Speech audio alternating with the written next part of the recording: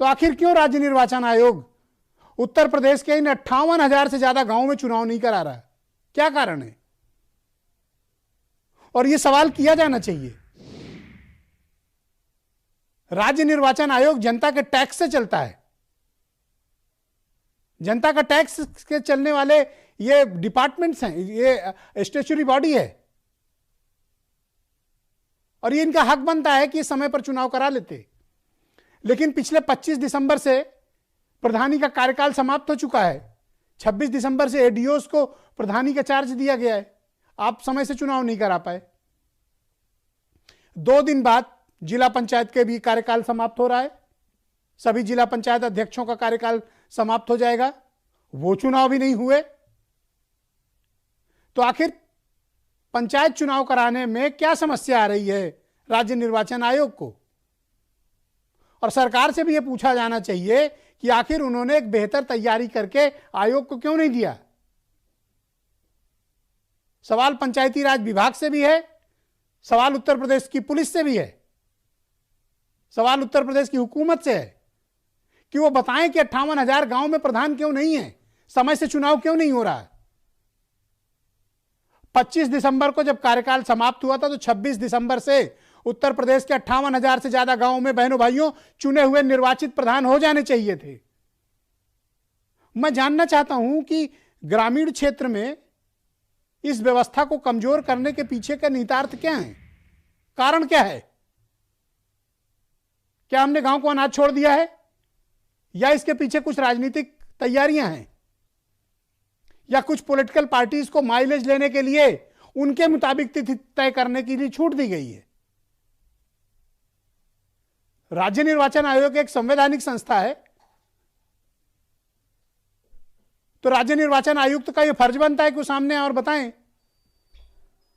लेकिन मनोज सिंह मीडिया से बात नहीं करते हैं। वो राज्य निर्वाचन आयुक्त हैं, यूपी में आईएएस अफसर रहे हैं, और आपको पता ही है यहां के अफसरों के बारे में। रिटायरमेंट के बाद जॉब पाई है उन्होंने। वो अपने काम में कितनी दिलचस्पी ले रहे हैं? समय से मतदाता सूची का पुनरीक्षण क्यों नहीं हुआ? और 25 दिसंबर के पहले पंचायत चुनाव क्यों नहीं हुए?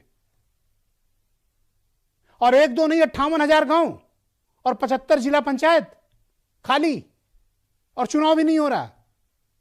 और आप कहते हैं कि साहब हम तो ग्रामीण भारत को इंपावर्ड कर रहे हैं। तो क्या चुनाव न करा के इंपावरमेंट किया जा रहा है? कारण क्या है इसके पीछे? चुनाव आयोग और सरकार को इस पर स्पष्टीकरण देना चाहिए। और मुझे हैरानी है कि उत्तर प्रदेश का विपक्ष मुंह में ताला लगाए कर बैठा हुआ है। पूछ नहीं रहा कि 58,000 गांवों को अनाथ क्यों छोड़ा गया।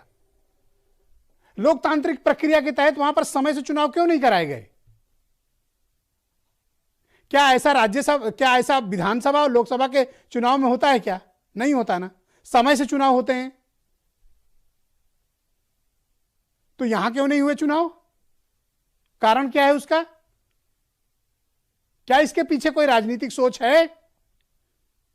क्या राज्य निर्वाचन आयोग पर कोई सरकारी दबाव है, किसी दल का दबाव है, या फिर सब तदर्थ व्यवस्था के तहत ऐसे ही छोड़ दिया गया है कि जब मर्जी हो तब करा लो? तो अपने चुनाव तो आप समय से कराते हो, लेकिन जो वाकई में जनता का चुनाव है, जो कार्यकर्ता का चुनाव है, वो आप समय से नहीं कराते हो। और ये सिर्फ ऐसा नहीं कि इस सरकार पर, इसके पहले की हुकूमतों में भी लेट लतीफी हुई है। लेकिन यहां तो अभी पता ही नहीं कि चुनाव कब होगा। एक भी प्रेस कॉन्फ्रेंस करके राज्य निर्वाचन आयुक्त ने मीडिया को नहीं बताया कि साहब क्या तैयारी है उनकी। बस एक चिट्ठी आ जाती है कि मतदाता सूची पुनरीक्षण कर लें। कलेक्टर पे कलेक्टर बदले जा रहे हैं, कौन सी मतदाता सूची का पुनरीक्षण कौन करेगा? कोई पूछता है राज्य निर्वाचन आयोग को? तो क्या इन 58,000 गांवों की को ऐसे ही छोड़ दिया गया है? राज्य निर्वाचन आयोग क्या अपनी जिम्मेदारियों से भाग रहा है? और समय से न चुनाव कराना यह लोकतांत्रिक परंपराओं के विपरीत कदम है। गांव से लेकर जनप्रतिनिधियों तक को, विपक्ष तक को, मीडिया को भी राज्य निर्वाचन आयोग से पूछना चाहिए क्या कारण है कि आप चुनाव नहीं करा रहे हो। दो कारण हो सकते हैं, या तो कोई दबाव है या तो फिर आप अक्षम है चुनाव कराने में, या तो अक्षमता और या फिर कोई राजनीतिक दबाव। दो ही कारण हो सकते हैं, क्योंकि यह तो आपको डे 1 से पता था कि 25 दिसंबर को प्रधानों का कार्यकाल खत्म हो जाएगा, 58,000 गांव में प्रधानी खत्म हो जाएगी, आपको पता था। आपको पता था कि 3 जनवरी को 75 जिला पंचायत रिक्त हो जाएंगी, तो चुनाव क्यों नहीं करा रहे हैं?